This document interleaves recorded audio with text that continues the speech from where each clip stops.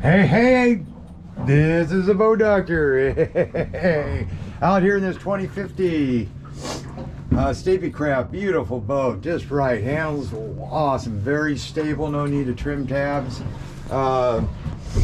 Actually, everything here on the running end, working end is fine. Wash down hooks up. There's just a few things in rigging that we need to go over. I put in 35 gallons of non-ethanol.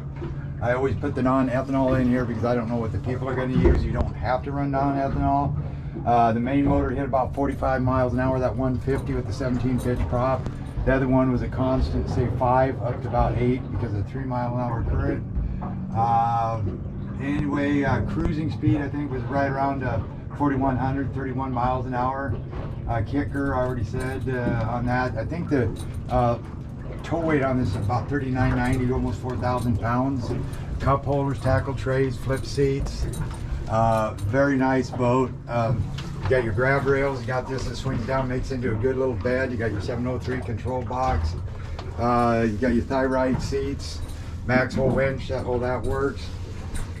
Got speaker holes if you want to add speakers. You got your Yamaha tack with the VTS troll. You got your Yamaha speed and fuel. It gives you your flow, miles per gallon, gallons per hour.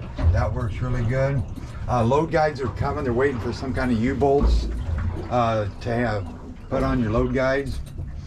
Anyway, hey, if I seem a little slow, that's because I am. I just got a few little medical issues, so I got to think a little bit there. A little pain going on. So anyway, that's that. Enough of that story. Okay, what else did I have on there? There's something else. Oh well, not important.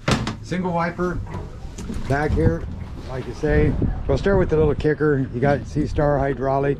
Looks like that. What I was thinking about, you had a little bit of oil sheen, but I think I wash off the deck. Sometimes when they fill the oil, they get oil on top of here and on the kicker and in the motor, so then sometimes you get that little bit of sheen. Like I can barely see any now, so that should be good. Good water flow. If you want to keep water from coming in, that's a rigging tube over there.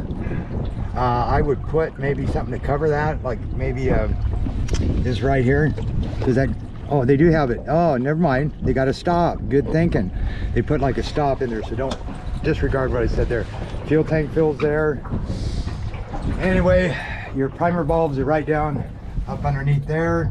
You got your shutoff switch there. There's your breaker for your Maxwell. Wash down pump work good. Your dual batteries are in here. And if you have to turn off the valves for the fuel, you can get in through there, but you shouldn't have to worry about that. And you got your little king queen seat here, thyroid here.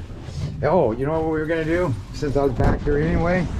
To start this thing cold, of course, you trim it down. You could just put it, when it's in this position, put this in gear, give it like 3 pumps, bring it back, go like that, bring that, level with the little indentation, pull that choke out, but I've already started it, so when you start it again, bring it between the 2 reds on this little dimple, then trim it down where you can reach it, bring it down there, then trim it the rest of the way down, then give it some throttle.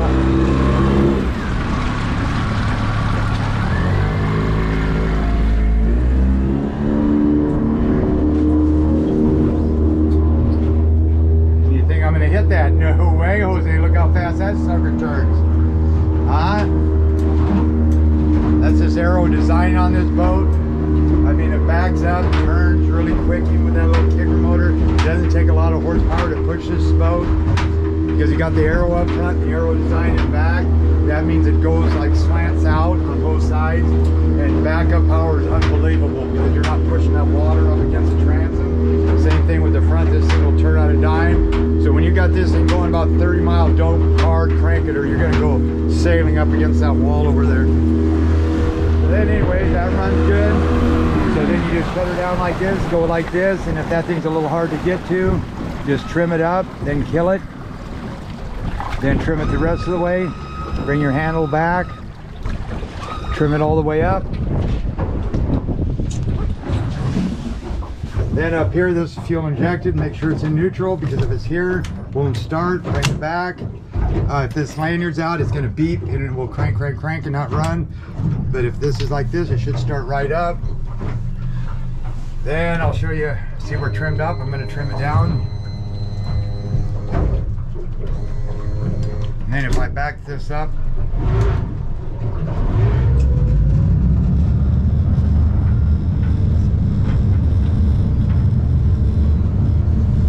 see how fast that turns in reverse? That's because of that aero design.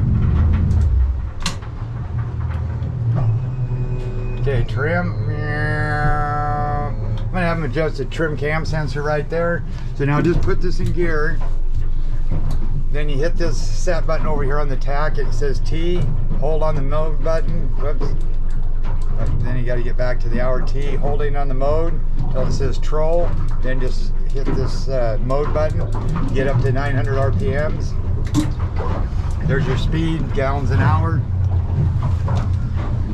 Anchor lights, all that stuff. Windlass worked. Wiper works. Of course, anchor lights did work, so everything works. So from there, now if you bump this, it's going to kick it out of that VTS. See how I did that? Then you can just hit this set button and that T goes away. Let me see. Get some speed going up. See how it's there? Then hold it until it goes away. Okay, so now we're going to do a dead stop. This is probably like a 2-second load. Okay, get her straight. Ready? Hit it. 1001, 1002, up. Her up in 2 seconds. We're going against the current. It's plane. Got a slide window over here. The plane's about 21 miles, now 3,100. Cruise, start trimming it. Clean out the back on the water. So I go off cruise off the fuel economy, off the flow. It's about 3,900, we're doing 30 miles an hour. We're doing 7.1 gallons per hour. That's excellent. This thing will track because of the aero design. It's almost self-directional. Hit it, it takes off, start trimming.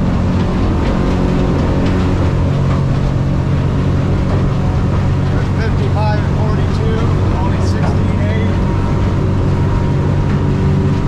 57, 43.